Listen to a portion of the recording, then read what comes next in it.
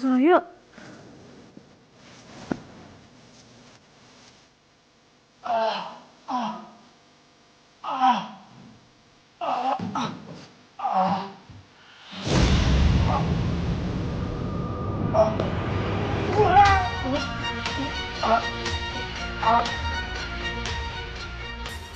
Mas Wahyu, Mas. Astagfirullahaladzim, Mas Wahyu.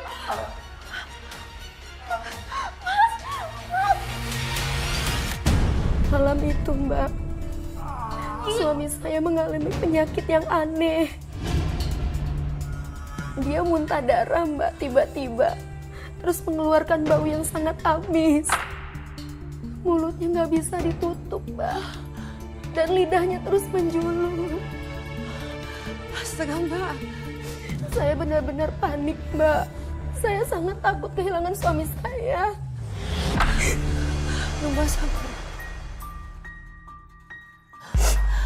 Lalu, Mbak, setelah itu apa yang terjadi, Mbak? Saya curiga sama kakak ipar saya, Mbak. Makanya saya konfrontasi dia. Tapi dia nggak ngaku, Mbak. Malah saya yang dituduh melakukan pesugihan yang menumbalkan suami saya, Mas Wahyu.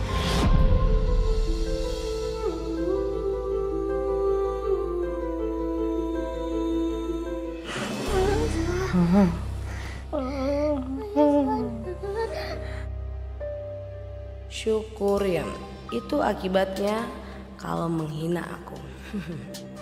Zal, kenapa adik saya bisa seperti ini? Tolong jawab kenapa. Jawab!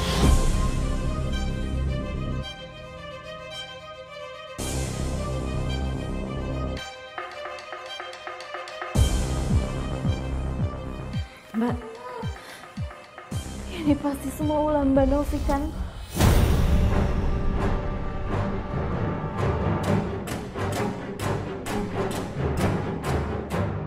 Astaga, kamu tega nuduh aku, Zahra? Buktinya mana? Kamu jangan asal fitnah ya. Aku emang pernah kesel sama kamu, sama Wahyu.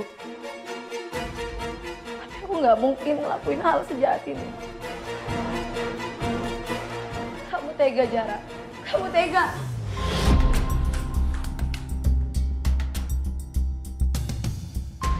Kamu benar-benar keterlaluan ya. Kamu berani memfitnah istri saya.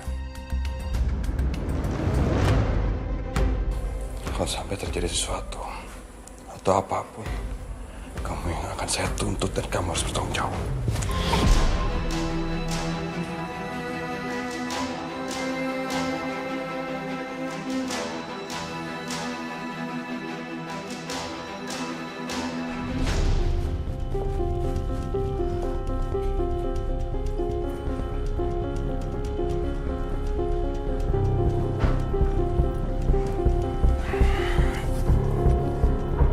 Kurang ajar banget sih Zahra.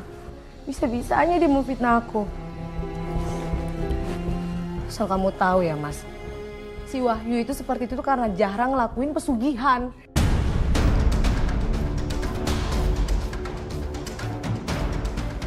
Pesugihan? Masa sih? Kamu tahu dari mana? Buktinya, mereka bisa banyak duit. Bikin kios baru, beli mobil, cash lagi. Padahal kan cuma jualan sayur. Dari mana lagi kalau bukan dari pesugihan?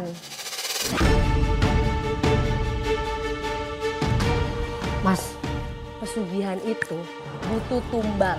Dan si Wahyu dijadikan tumbal sama si Zahra. Makanya adik kamu kena penyakit yang aneh kayak gitu.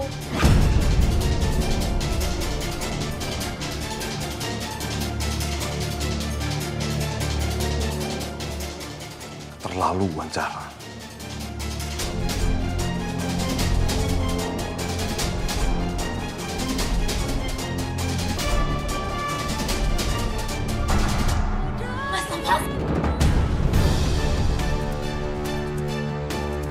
Keluar kamu. Keluar kamu dari rumah ini.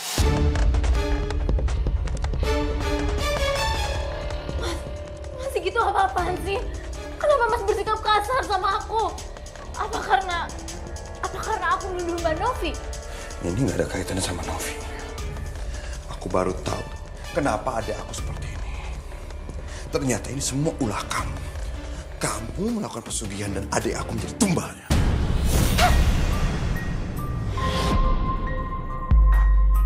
Berani-beraninya kamu nampar aku ya? Aku nggak akan pernah takut berkelahi sama laki-laki. Apalagi laki-laki macam kamu yang gampang terpengaruh sama istri.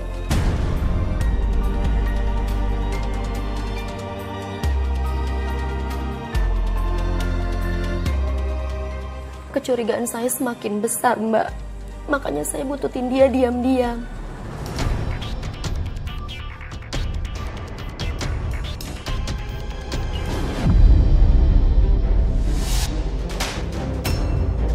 Gimana?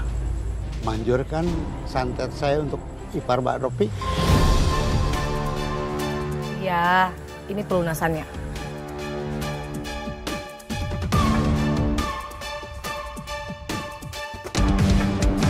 Minta maaf, Tiara. Akhirnya, Mas Wahyu bisa disembuhkan oleh seorang ustadz, Mbak. Dan kehidupan kami kembali jadi normal. Duh, syukurlah Mbak. Aku terus senang mendengarnya. Jujur Mbak, aku tegang banget menunggu akhir cerita ini. Untung berakhir bahagia ya. Iya, Mbak. Ternyata segala bentuk musibah yang diberikan Tuhan kepada kami itu menjadikan kami semakin sayang, saling menguatkan satu sama lain, Mbak. Iya Mbak, setuju banget Mbak. Dan bagaimana usaha sayur kamu dan suami? Saya dan suami melanjutkan jualan sayuran di rumah, Mbak. Dan alhamdulillah pelanggan kami makin banyak, Mbak. Oh, alhamdulillah Mbak. Tapi dengan kakak ipar kamu, bagaimana kabarnya? Mas Sigit sudah meminta maaf, Mbak, kepada saya dan Mas Wahyu. Sementara Mbak Novi terkena penyakit keras. Sehingga dia harus cuci darah, Mbak. Aduh Mbak, kasihan juga ya Mbak Novi. Ya, maka dari itu, Mbak, saya dan Mas Wahyu ikut membiayai untuk cuci darahnya Mbak Novi, Mbak. Mbak Zahra, kamu tuh orang baik Mbak. Aku senang banget dengar cerita kamu. Dan terima kasih banyak ya Mbak, sudah berbagi kisahnya kepada para pemirsa. Sama-sama, Mbak. Pemirsa, kisah yang baru saja kita dengarkan tadi banyak terjadi di sekeliling kita. Saudara seharusnya saling mengasihi dan bukannya saling iri dan bahkan menyakiti. Dan semoga kisah ini bisa menjadi pelajaran bagi kita semua, khususnya para perempuan, bahwa iri dan dengki akan berakhir dengan kehancuran. Terima kasih telah menyaksikan catatan hati perempuan. Sampai jumpa dalam kisah-kisah lainnya.